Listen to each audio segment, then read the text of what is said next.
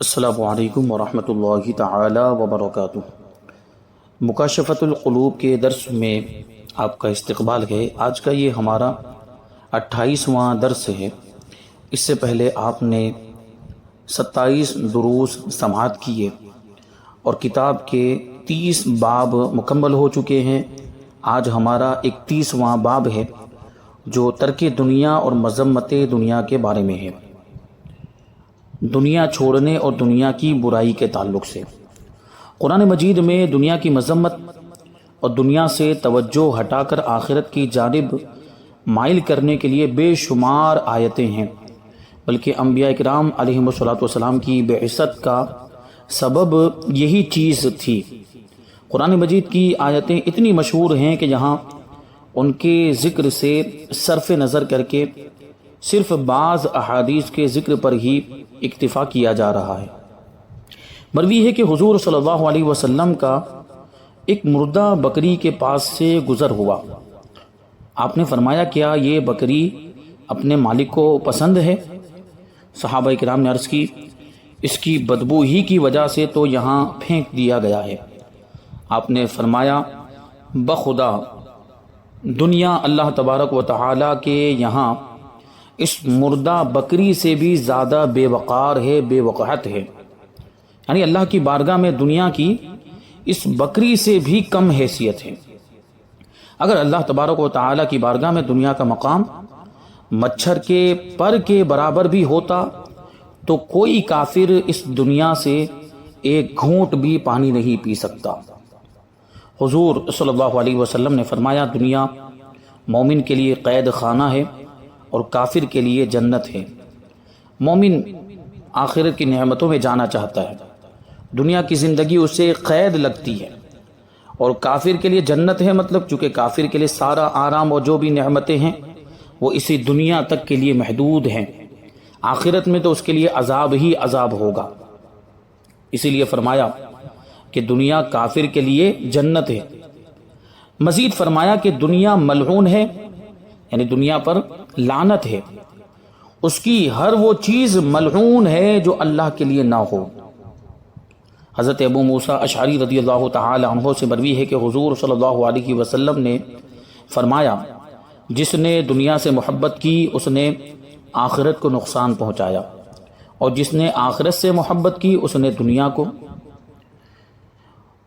دنیا کو در خور اعتنا نہ سمجھا، یعنی جو آخرت سے محبت کرتا ہے وہ دنیا پر توجہ نہیں دیتا۔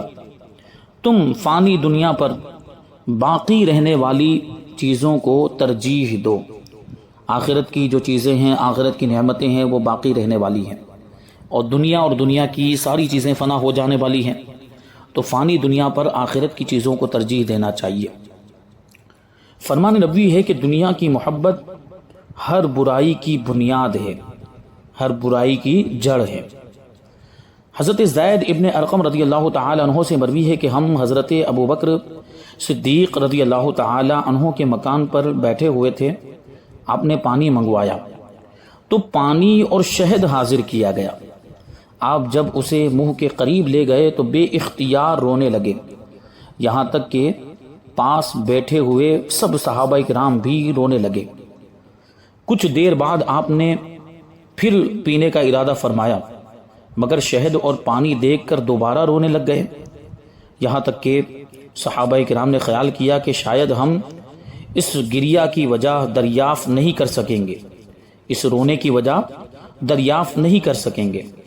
جب آپ نے اپنے آنسو صاف کیے تو صحابہ کرام نے عرض کیا، اے خلیفۃ الرسول، آپ کے رونے کا باعث کیا تھا؟ آپ نے فرمایا، ایک مرتبہ مجھے رسول خدا صلی اللہ علیہ وسلم کی ہمراہی کا شرف نصیب ہوا۔ حضور پاک صلی اللہ علیہ وسلم کے ساتھ سفر کرنے کا شرف نصیب ہوا۔ آپ اپنے جسم مبارک سے کسی نظر نہ آنے والی چیز کو رفع کر رہے تھے، دور کر رہے تھے۔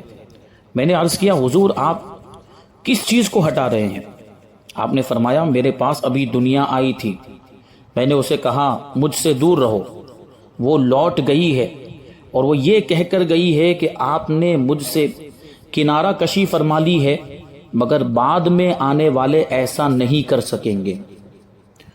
فرمان نبوی ہے کہ ایسے انسان پر انتہائی تعجب ہے جو بہشت پر ایمان رکھتے ہوئے، جنت پر ایمان رکھتے ہوئے دنیا کے حصول میں سرگرم ہے۔ مروی ہے حضور صلی اللہ علیہ وسلم ایک نزیلہ یعنی کوڑے کے ڈھیر کے قریب کھڑے ہوئے اور فرمایا، کوڑے کے یعنی کوڑا مطلب کچرا، کچرے کے ڈھیر کے قریب کھڑے ہوئے اور ارشاد فرمایا کہ دنیا کی طرف آئیے۔ آپ نے ایک پرانا چیٹھرا اور بوسیدہ ہڈی دست مبارک میں لے کر فرمایا کہ یہ دنیا ہے، یعنی یہ دنیا کی حیثیت ہے جو چیچڑے کی طرح ہے اور بوسیدہ ہڈی کی طرح ہے۔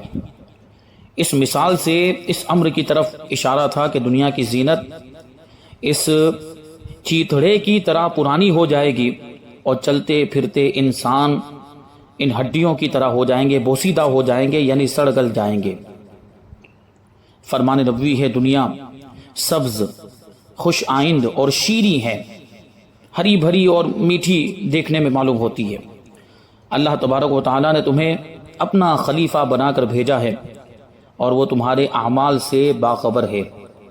بنی اسرائیل پر جب دنیا فراخ کر دی گئی، یعنی دنیا کشادہ کر دی گئی، تو انہوں نے اپنی تمام تر کوششیں زیورات، کپڑوں، عورتوں اور عطریات کے لیے وقف کر دی تھی، یعنی ان ساری چیزوں میں وہ غافل ہو گئے، مستغرق ہو گئے اور انہی ساری چیزوں میں ڈوب کر رہ گئے، اور ان کا انجام تم نے دیکھ لیا۔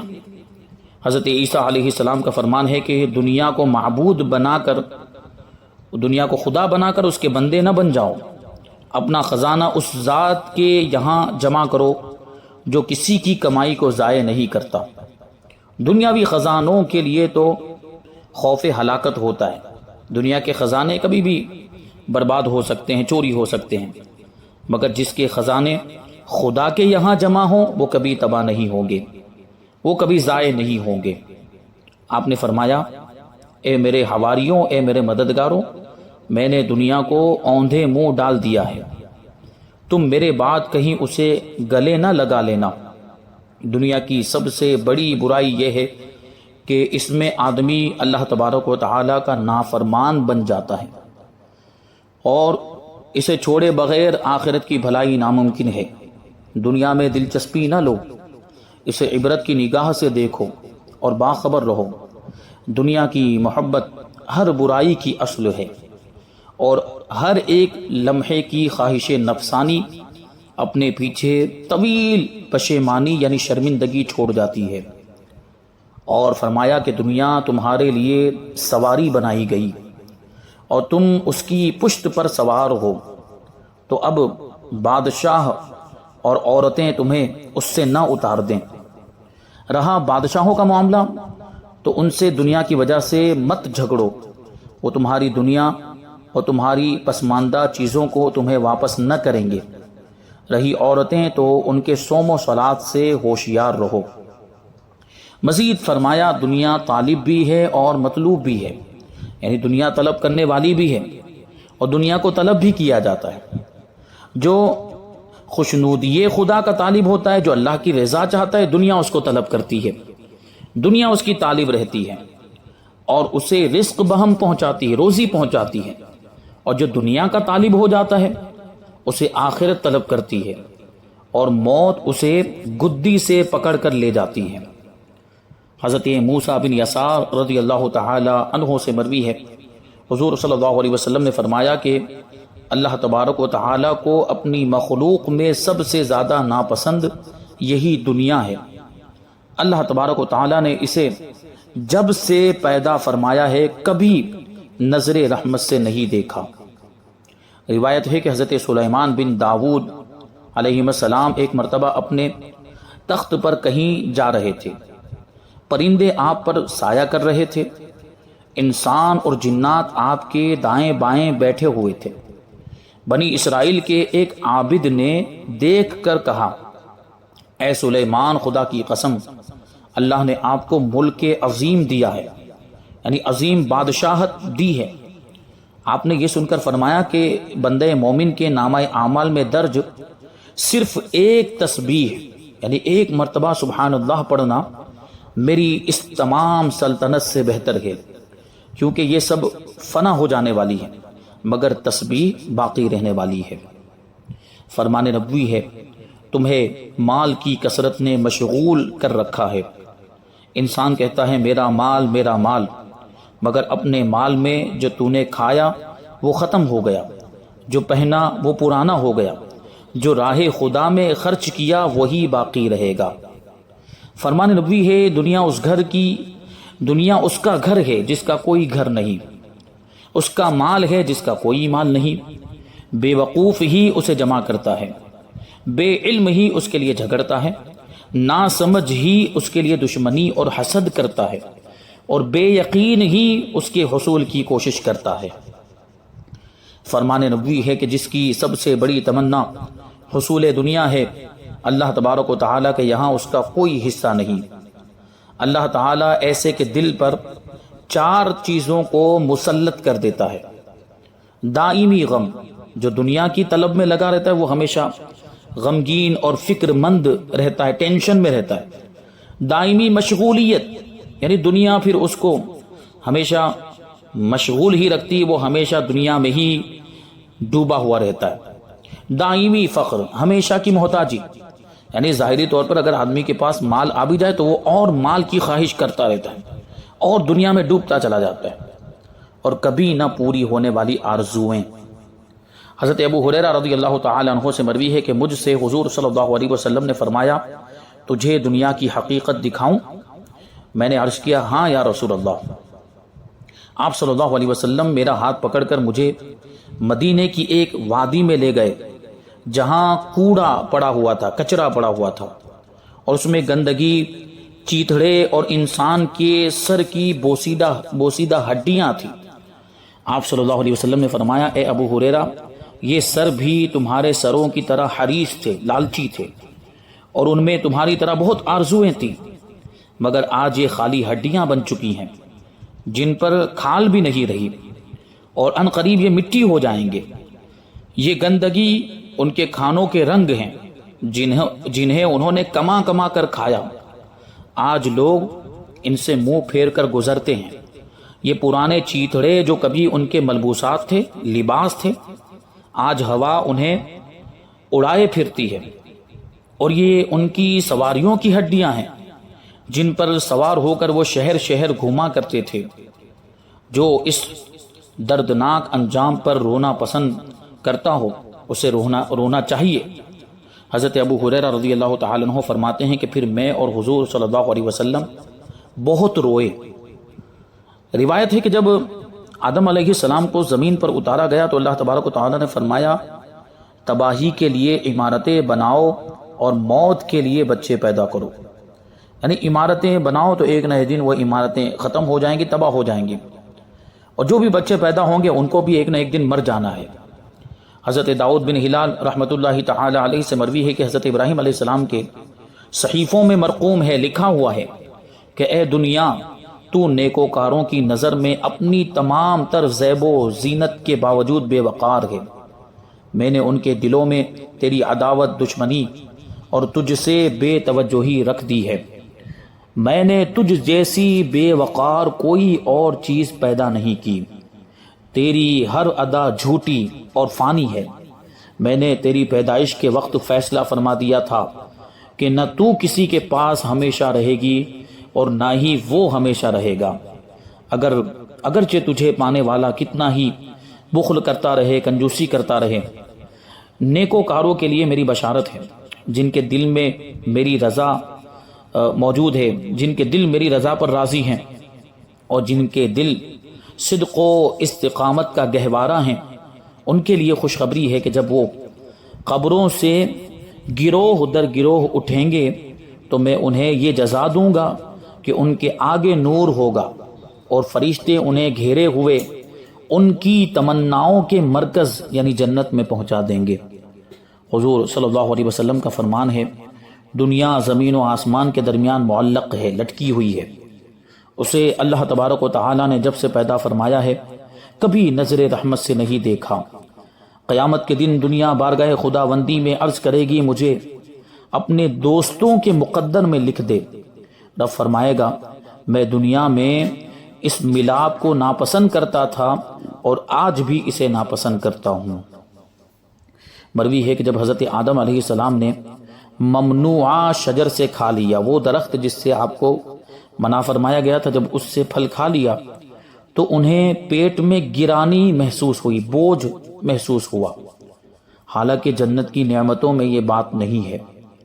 حضرت آدم علیہ السلام قضائے حاجت کے لیے چاروں طرف حیران پھر رہے تھے کہ اللہ تبارک و تعالیٰ کے حکم سے فرشتہ حاضر ہوا اور کہنے لگا آدم حیران کیوں پھر رہے ہو؟ آپ نے فرمایا میں اپنے پیٹ میں گرانی ختم کرنا چاہتا ہوں، اپنے پیٹ کا بوجھ ختم کرنا چاہتا ہوں۔ فرشتہ بولا کہ اس گرانی کو کہاں ڈالو گے؟